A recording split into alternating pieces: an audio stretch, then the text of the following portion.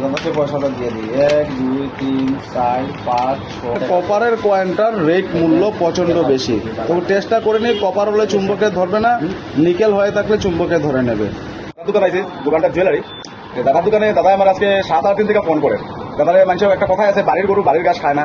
মানে আমার দাদার দোকান থেকে আমার ঘর হলে বাইক চালাইলে মাত্র 5 থেকে 6 মিনিট, আর সময় করতে পারি না। পার্সোনালি দাদার কারণে মানে আমি আজকে দিনের বেলা অন্য জায়গায় যাওয়াটা বন্ধ করে দাদার দোকানে এসেছি।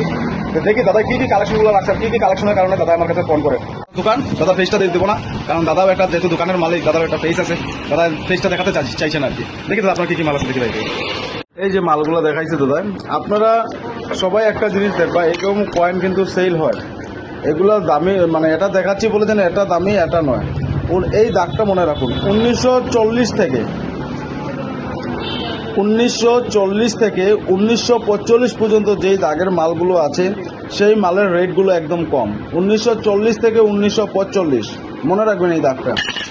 আর এই যে কয়েনটা আছে, এই কয়েনটার কিন্তু একটা দামি থাকে। কোনটা দামি সেটা আপনাদেরকে পরীক্ষা করে বলবো। এটা মিসপেন্টিংয়ের কারণে দাম হয়েছে। এটা হলো 1947-এর। আর বহুতে ভাবেন কিন্তু এটা ভাগ, কিন্তু এটা ভাগ নয়, এটা ইংল্যান্ডের। কারণ ইংল্যান্ডের যেটা ছিল, তারা কিন্তু আমাদের ব্রিটিশরা বহুত বছর বহুত দেশে রাজত্ব করেছিল। তারা মানে সিংহটাকে বনের রাজা বলে ভাবতো, তাই সবাইকে তারা নিজেকে রাজা বলে ভাবতো।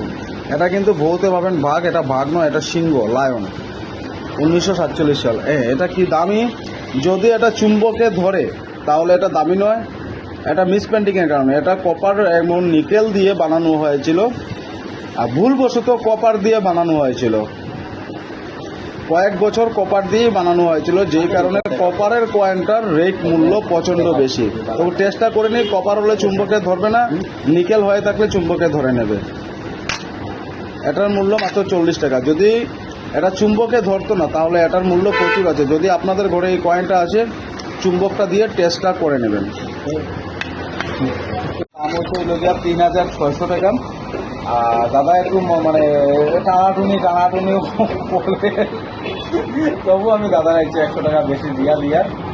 আর আপনাদের কাছে যদি 2000 টাকার নোট থাকে, 2000 টাকার নোটের কিছু কালেকশন এসছে আমাদের কাছে। যদি থাকে কিছু অ্যান্টিক নাম্বারগুলো আমরা করছি 2000 টাকার নোটের।